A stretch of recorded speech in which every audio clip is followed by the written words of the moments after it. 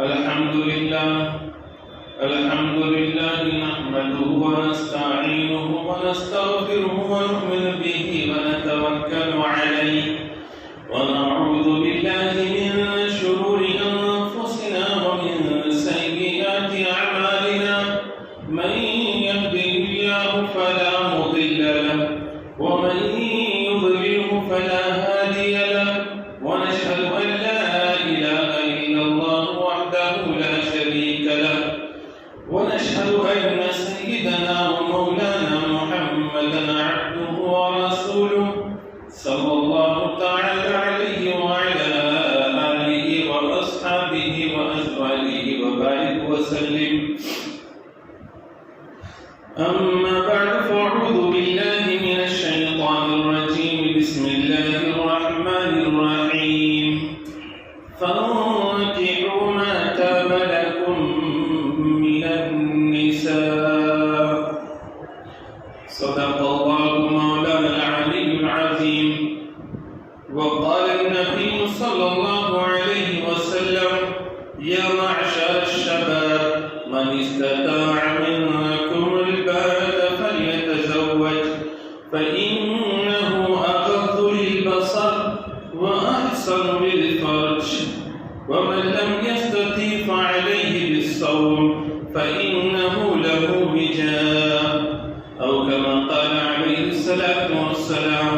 وصدق رسوله النبي الأمي الكريم. نحن على ذلك لمن الشاهدين والشاكرين والحمد لله رب العالمين.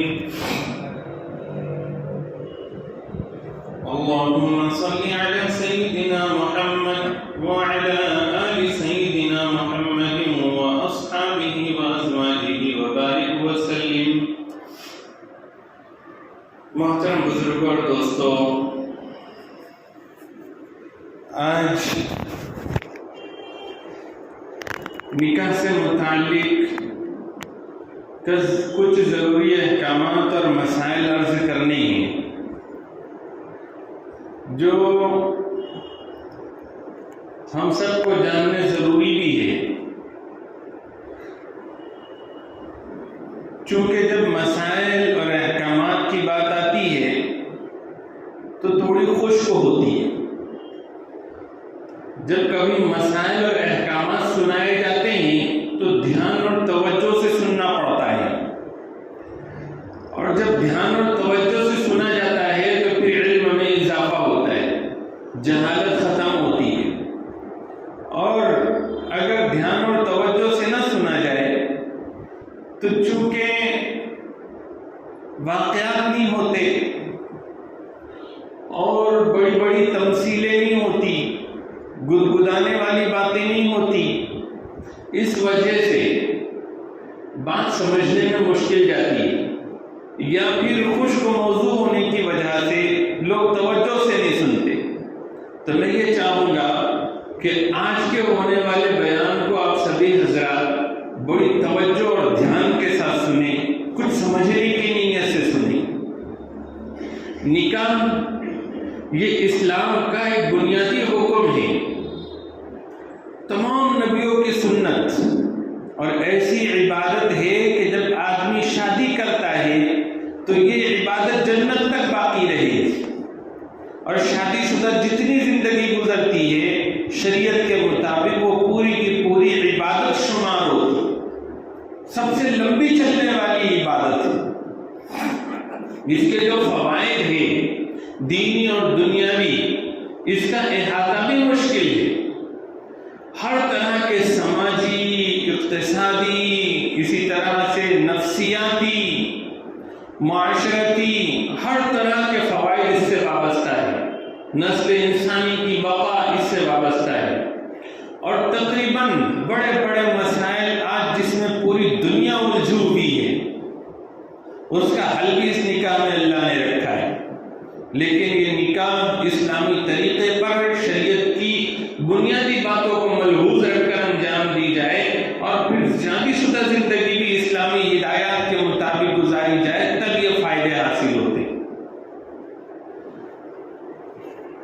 یہ جاننا بے انتہا ضروری ہے کہ شادی کا حکم کی حیثیت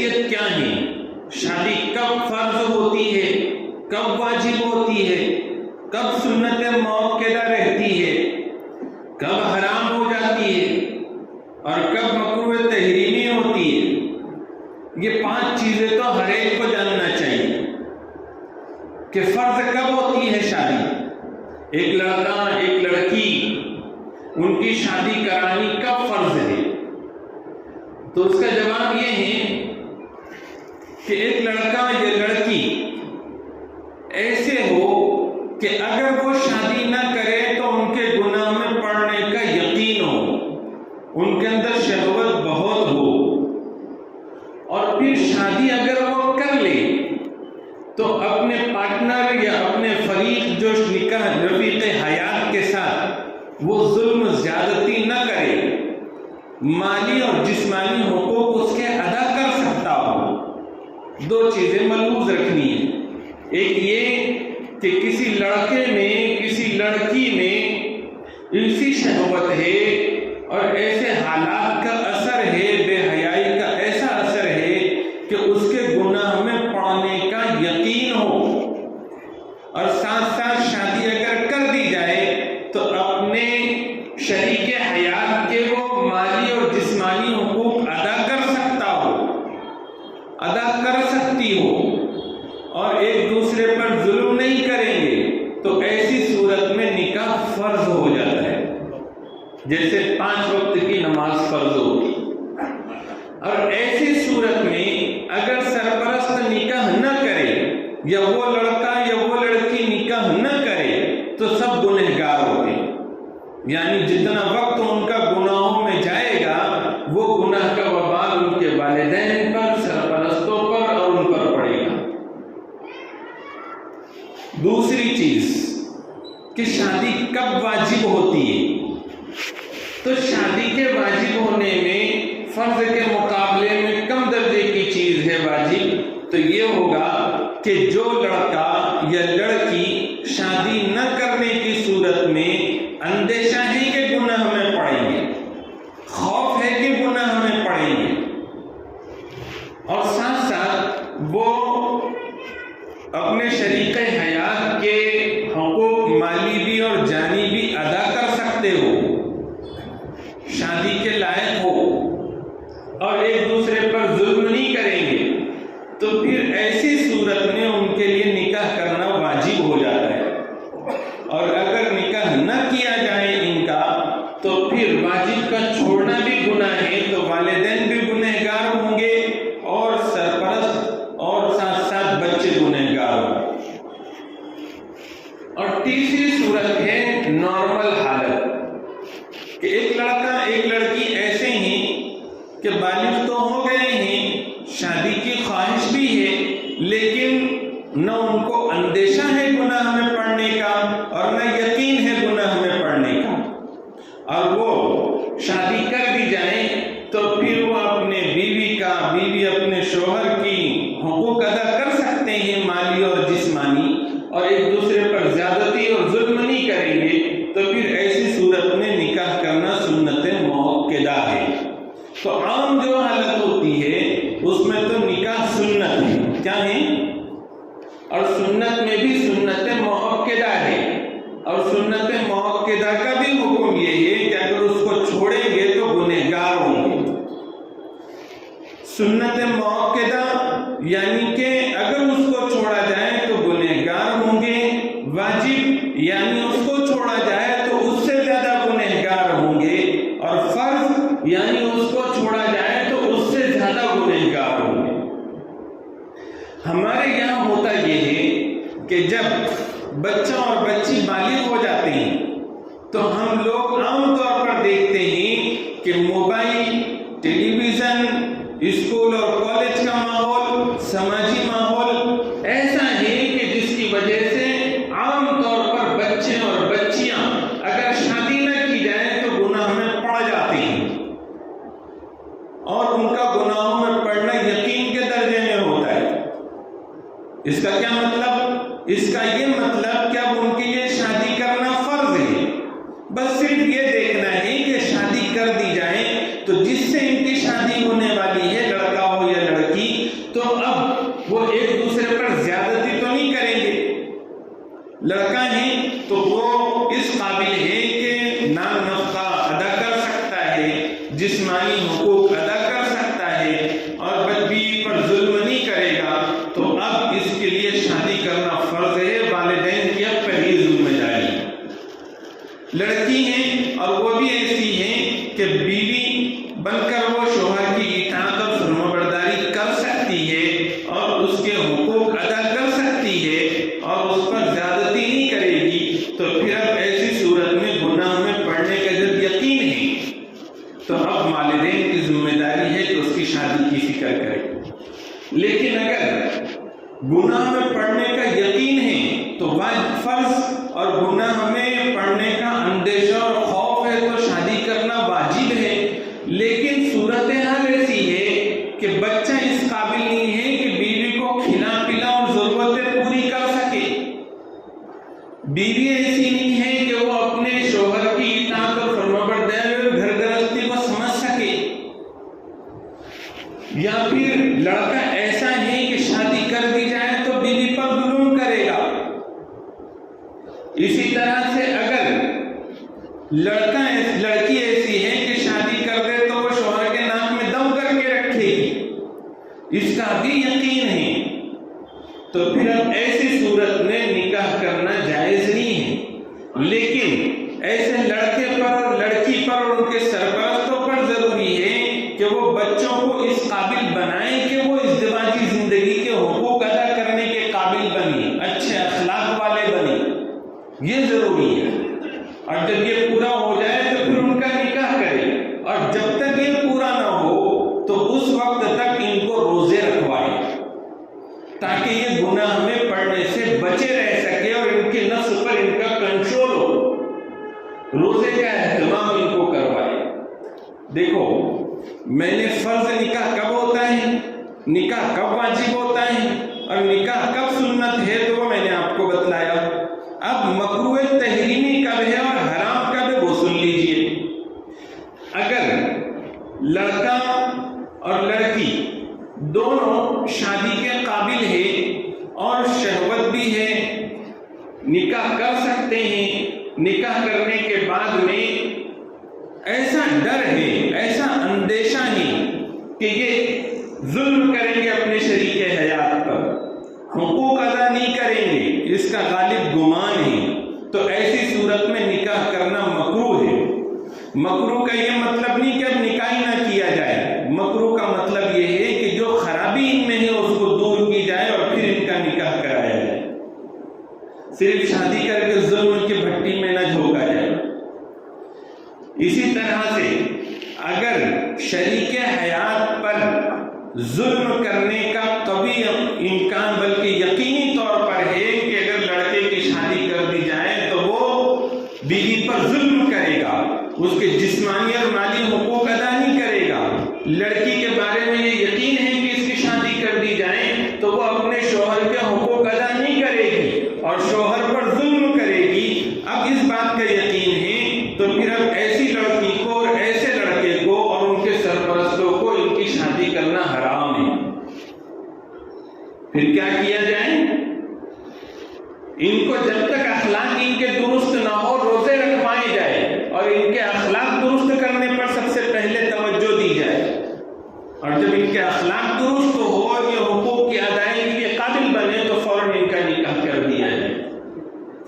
یہ تو میں نے اختصار کے ساتھ ہی آج پورے احکامات ضروری بتلانے ہیں تو میں نے شارٹ میں بتلائے، پہلے ہی میں نے درخواست کر دی کہ بہت دھیان اور توجہ کے ساتھ بیان کو سننا آج، کیونکہ بہت تفصیل میں نہیں جاؤں گا، ہنساؤں گا نہیں تو دھیان بھٹک سکتا ہے، تو آپ اپنے دھیان کو حاضر رکھ کر سنیں ساری باتیں۔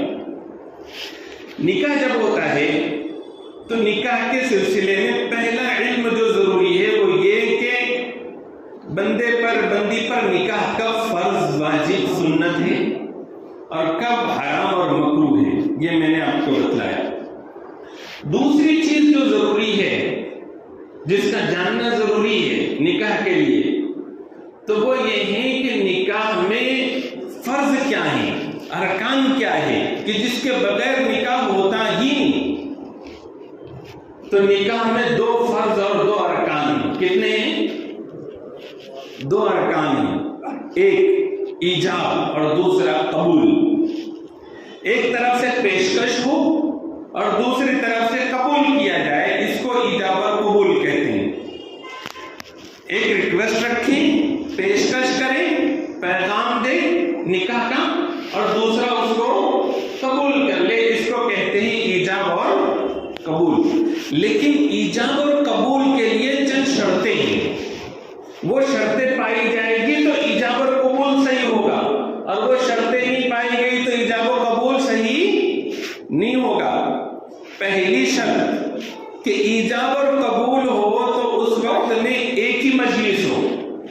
مجلس ایک ہی ہو. ایک مجلس ہو جس میں گواہ ہیں اور یہ دونوں بیٹھے ہوئے ہیں، ایک ہی جگہ بیٹھے ہوئے، ایک ہی مجلس ہے، اور پھر اس میں ایک پیشکش کر رہا ہے اور دوسرا قبول کر رہا ہے. تو پہلی شرط ہے ایک مجلس ہونا.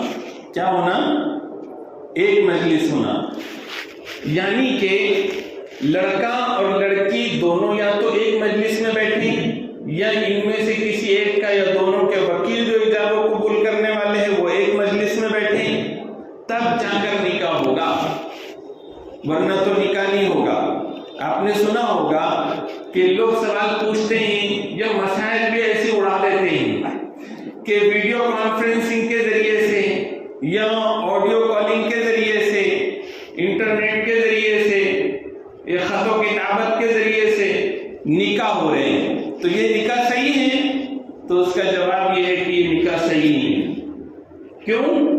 اس لیے کیونکہ اس میں مجلس ایک نہیں پائی گئی. لڑکا کسی اور جگہ ہے، لڑکی کسی اور جگہ ہے. تو اب ویڈیو کانفرنسنگ اگر ہوگی، جانتے بھی ہیں، ادھر کھڑے بھی کر سکتے ہیں، لیکن ایجاب اور قبول ایک مجلس میں نہیں ہو رہا ہے، وہ الگ الگ مجلسوں میں ہیں. تو اس وجہ سے یہ نکاح صحیح نہیں ہوگا. ہندوستان کے علماء کرام کا یہی فتویٰ ہے. دوسری چیز ایجاب اور قبول کے صحیح ہونے کے لیے جو ضروری ہے وہ یہ ہے کہ جو الفاظ کے ساتھ ایجاب اور قبول ہو. کیسے ہو؟ الفاظ کے ساتھ ہو. اگر بولنے پر قادر ہے، گونگے اور مکے نہیں ہیں، تو پھر اب ایسی صورت میں جو پیشکش کرنے والا ہے وہ الفاظ سے ادا کرے، الفاظ ادا کرے پیشکش کے. لکھ کر دے، سامنے والا بھی لکھ کر جواب دے، تو ایسے شادی نہیں ہوگی. کاغذات پر سگنیچر کر لے تو بھی اس سے شادی نہیں ہوگی، نکاح صحیح نہیں ہوگا. نکاح صحیح ہونے کے لیے ضروری ہے کہ پیشکش کرنے والا بھی الفاظ ادا کرے پیشکش کے، اور قبول کرنے والا بھی قبول کے الفاظ استعمال کرے. 2 چیزیں ہوئی. تیسری چیز جو ضروری اور شرط ہے وہ یہ ہے کہ جو جملے استعمال کرے پیشکش کے اور قبول کے، وہ یا تو ماضی کے ہو یا حال کے ہو، پاسٹ ٹینس کے ہو یا پھر پریزنٹ کے ہو. مثال کے طور پر لڑکا کہے کہ میں نے تم سے نکاح کیا، یا کہے کہ میں تم سے نکاح کرتا ہوں. لڑکی کہے میں نے قبول کیا یا قبول کرتی ہوں.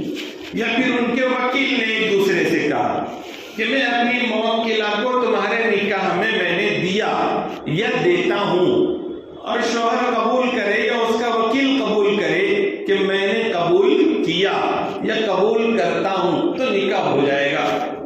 لیکن اگر یہ جملے ہو کہ ایک کہے کہ میں نکاح کروں گا یا میری موکلہ کو تمہاری نکاح میں دوں گا، اور دوسرا کہے کہ میں قبول کروں گا، تو دونوں میں سے کوئی ایک فیوچر یعنی مستقبل کے الفاظ اگر کہے گا تو نکاح صحیح نہیں ہوگا. اس طرف بھی کبھی کبھی توجہ لوگ نہیں دیتے، اور نقصان اتنا بڑا اٹھاتے ہیں کہ مجلس عقد میں شریک ہونے والے مبارکبادیاں دیتے ہیں، زندگی بھر معلوم نہیں پڑتا کہ جملے غلط کہے گئے تھے، اور پوری زندگی ان کے گناہ میں گزرتی. 3 شرطیں ہوئی ایجاب و قبول کی. چوتھی اور آخری شرط ایجاب و قبول کے صحیح ہونے کی وہ یہ ہے کہ 2 مرد یا 1 مرد اور 2 عورتیں گواہ جنہوں نے یہ ایجاب اور قبول کے الفاظ سنے ہوں تو پھر نکاح صحیح ہوگا۔ اگر مجلس میں جس جگہ پر دونوں فریق ایجاب اور قبول کر رہے ہیں اس جگہ پر اگر صرف ایک مرد ہے اور یہ گواہ بھی مسلمان ہونا ضروری ہے، اگر غیر مسلم گواہ ہوں گے تو نکاح صحیح نہیں ہوگا۔ گواہ میں کم سے کم ایک مرد اور دو عورتیں یا دو مرد ہونے ضروری ہے۔ اگر ایک ہی مرد ہے ایک عورت ہے تو بھی نکاح صحیح نہیں ہوگا۔ اگر ایک مرد ہے کوئی نہیں ہے دوسرا تو بھی نکاح صحیح نہیں ہوگا۔ لیکن اگر ایک مرد دو مرد ہے مسلمان ہیں عاقل بالغ ہے نکاح ہو جائے گا۔ اسی طرح سے ایک مرد ہے دو عورتیں ہیں تینوں بھی مسلمان ہیں عاقل بالغ ہے اور انہوں نے جملے سنے ہیں تو نکاح صحیح ہو جائے گا۔ یہ چار شرطیں ہیں ایجاب اور قبول کے صحیح ہونے کی۔ اگر یہ ایجاب اور قبول صحیح نہیں ہوا تو نکاح بھی صحیح نہیں ہوگا۔ اسی طرح سے نکاح کرنے کے وقت میں جو ایجاب اور قبول ہوتا ہے اس کی بھی حیثیتیں ہیں۔ ایک ہے تین حیثیتیں ہیں۔ ایک حیثیت تو یہ ہے کہ اصالتاً نکاح ہو۔ اصالتاً نکاح کا مطلب یہ ہوتا ہے کہ لڑکا اور لڑکی دونوں ڈائریکٹ آپس میں بیٹھ کر نکاح کر رہے ہیں۔ لڑکا اور پیشکش کر رہا ہے یا لڑکی پیشکش کر رہی ہے اور دوسرا فریق اس کو قبول کر رہا ہے۔ مجلس ایک ہے، گواہ موجود ہے، ماضی کے الفاظ ہے اور زبان سے تلفظ کیا جا رہا ہے اور نکاح ہو گیا۔ تو یہ ہے اصالتاً نکاح کہ لڑکا اور لڑکی دونوں آئے قاضی کے پاس، وہاں دو گواہ ہیں یا ایک مرد اور دو عورتیں ہیں اور پھر ایجاب و قبول آپس میں انہوں نے کر لیا، نکاح ہو گیا۔ یہ اصالتاً نکاح ہے۔ اس نکاح کو زیادہ پسند نہیں کرتا ہے اسلام۔ دوسرا نکاح ہے ولایتاً نکاح کہ نکاح لڑکے یا لڑکی کا ولی پڑھائے اور ولی کرے۔ یہ اس صورت میں ولی کا ہونا شرط ہے جبکہ لڑکا یا لڑکی نابالغ ہو۔ لڑکا یا لڑکی نابالغ ہیں تو ان کا ایجاب اور قبول معتبر نہیں ہے۔ تو اب کون ان کی طرف سے ایجاب و قبول کرے گا؟ ان کا ولی۔ ولی کون ہے؟ باپ ہے، دادا ہے، بھائی ہے، چچا ہے، اس طرح سے۔ فرق کیا ہے کہ اگر باپ اور دادا اگر نکاح پڑھائے، ایجاب اور قبول کرے، اپنے بچی یا بچے کی طرف سے نابالغ ایجاب و قبول کرے باپ یا دادا، تو اب ایسی صورت میں بڑے ہونے کے بعد ابھی بچے اور بچے کو کوئی اختیار نہیں ہے۔ لیکن اگر بھائی، چچا، اس طرح کے جو اولیاء ہیں وہ اگر نکاح کرائے اپنے نابالغ لڑکے اور لڑکی کا، تو ایسی صورت میں اب بچے اور بچی جب بالغ ہوں گے تو ان کو خیار بلوغ ملے گا۔ جیسے وہ بڑے اور سمجھدار ہو گئے، اب وہ چاہے تو اپنے نکاح کو باقی رکھے چاہے تو نہ رکھے۔ ایک صورت ایسی ہے کہ جس میں دادا اور باپ نے بھی پڑھایا تو یہ اختیار ملتا ہے، اور وہ صورت کیا ہے؟ وہ صورت یہ ہے کہ ولی باپ ہو یا دادا، ان کے بارے میں فسق اور فجور مشہور ہے اور وہ بچی اور بچے کے حق میں خیر کریں گے، اس کی کوئی گارنٹی بھی نہیں ہے بلکہ وہ اس کے خلاف میں مشہور ہے۔ تو ایسی صورت میں لڑکا اور لڑکی اگر اپنے نکاح کو ختم کرنا چاہے بالغ ہوتے ہی تو کر سکتے ہیں۔ اس کی کچھ شرائط ہے، ایسے ہی اپنے طور پر نہیں کر سکتے، ان کے لیے دارالقضا جانا ضروری ہے، قاضی شریعت تحقیق کریں گے، اس کے بعد وہ فیصلہ صادر ہوگا۔ تو دوسرا نکاح ہوتا ہے ولایتاً، اسی میں ولایتاً نکاح ہوتا ہے۔ تیسرا نکاح ہے اجازتاً اور وکالتاً، یعنی فریق کی اجازت لے کر نکاح کیا جاتا ہے، پھر ولی کرے یا وکیل کرے۔ جیسے ہمارے پاس ہوتا ہے کہ عام طور پر نکاح کی مجلس میں لڑکا موجود ہوتا ہے لیکن لڑکی وہاں موجود نہیں ہوتی، اس کی اجازت لی جاتی ہے اور ولی ہے، وکیل ہے، تو وہ اس کی طرف سے نکاح کرتے ہیں۔ اس میں ضروری یہ ہے کہ اگر لڑکا یا لڑکی بالغ ہے تو پھر اب ان کی اجازت کے بغیر ولی بھی نکاح نہیں پڑھا سکتا۔ ولی کو حکم ہے کہ وہ اجازت لے اور وکیل کو بھی حکم ہے کہ اجازت لے۔ اب جب اجازت لینے جاتے ہیں تو اس وقت میں گواہ رہنا کوئی ضروری نہیں ہے. اگر وہاں گواہ نہیں بھی رہے اجازت لیتے وقت تو نکاح صحیح ہوگا. لیکن موجودہ حالات میں لڑکی کہیں بدل نہ جائے، اس کے لیے بہتر ہے کہ 2 گواہ وہاں پر بھی رکھ لیے جائیں تاکہ عدالت میں کہیں ثابت کیا جا سکے کہ انہوں نے اجازت دی تھی. ایجاب کر لیا، اجازت لے لی وہاں سے. اب وہ ولی اور وکیل جب مجلس عقد میں آئیں گے تو پھر اب یہ اس کی طرف سے وکالتاً اور اس کی اجازت سے ایجاب اور پیشکش کریں گے اور لڑکا اس کو قبول کرے گا. تو یہ بھی نکاح صحیح ہے اور یہ بھی ایک اسلامی طریقہ ہے کہ سرپرست اپنے بچوں کے نکاح پڑھائے اور نکاح کرے. یہ اسلام نے اس کو پسند بھی کیا ہے. یہ نکاح کی 3 میں نے ایسی حیثیتیں بتائی ایجاب و قبول کے سلسلے میں، اس کو بھی ملحوظ رکھنا ضروری ہے.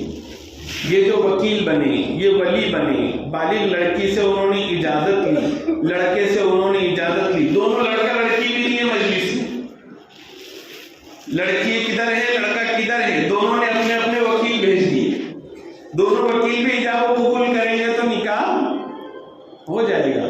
اسی وجہ سے جو باہر رہتے ہیں چاہتے ہیں کہ ویڈیو کے ذریعے سے شادی ہو تو علماء ان کو مشورہ یہ دیتے ہیں کہ بھئی تمہاری شادی ایسی تو نہیں ہو سکتی کیونکہ تمہاری مجلس ایک نہیں ہے. پھر کیسے ہو سکتی ہے؟ تو تم ایک طریقہ یہ اپناؤ کہ اپنا وکیل بنا دو، کسی کو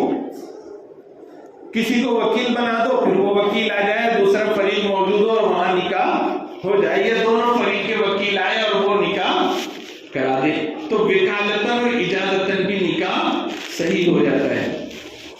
یہ میں نے جو ضروری احکامات تھے وہ آپ کو سنائے.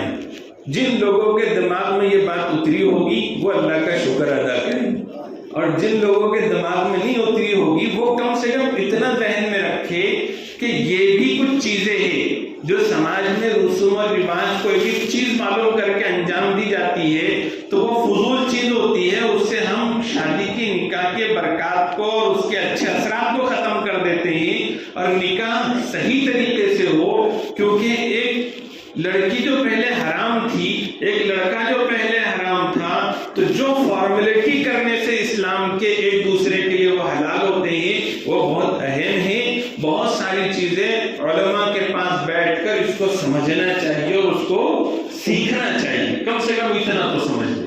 ایک ضروری چیز نکاح میں مہر ہے، اس کو بھی مختصراً سن لیں. مہر کی کم سے کم مقدار 10 درہم ہے، جس کی آج کے وزن کے حساب سے دیکھیں تو کم سے کم 31 گرام چاندی. کتنی؟ 31 گرام چاندی کم سے کم مقدار. اس سے کم اگر مہر رکھا جائے گا تو نکاح نہیں ہوگا، نکاح نہیں ہوگا. اور ہوگا بھی تو 10 درہم دینا پڑیں گے. کم بھی اگر رکھے تھے تو اس سے زیادہ 31 گرام دینے پڑیں گے. زیادہ سے زیادہ کتنا مہر باندھ سکتے ہیں؟ تو جائز میں زیادہ سے زیادہ کتنا بھی باندھ سکتے ہیں اپنی حیثیت کے مطابق، لاکھوں کروڑوں بھی باندھ سکتے ہیں. یہ تو میں نے جائز بتایا، کم سے کم جائز، زیادہ سے زیادہ جائز. اب بہتر کیا ہے؟ بہتر یہ ہے کہ آدمی اپنی حیثیت کے مطابق مہر باندھے، اپنی حیثیت کے مطابق. کیونکہ حدیث میں یہ بھی بتلایا گیا ہے کہ اگر کوئی مہر زیادہ باندھے اپنی کیپیسٹی سے اور پھر دینے کا ارادہ نہ ہو تو یہ حرام کاری ہو رہی ہے سب. تو جتنی اپنی کیپیسٹی اتنا مہر باندھے. اب جب اتنا مہر باندھے تو ایسی ہی لڑکی دیکھے اپنے نکاح کے لیے جس کو اتنا مہر چلتا ہو. زیادہ مہر کے قابل والی لڑکی دیکھیں گے اور بولیں گے کہ حدیث میں تو ہے کہ اپنی کیپیسٹی کے اعتبار سے مہر باندھو، تو یہ زیادتی ہے. جتنی کیپیسٹی ہے مہر کی تو اتنی ہی مہر والی عورت کا انتخاب کرے اپنے شادی کے لیے. اور اس کے لیے وہی لڑکی بہتر ہے جس کا مہر اس کے بجٹ میں ہے. اس کے بجٹ میں اس کے لیے وہی لڑکی بہتر ہے اور وہ اس کے لیے خیر کا وسیلہ بنے. سنت مہر کیا ہے؟ سنت مہر 500 درہم چاندی بنتی ہے.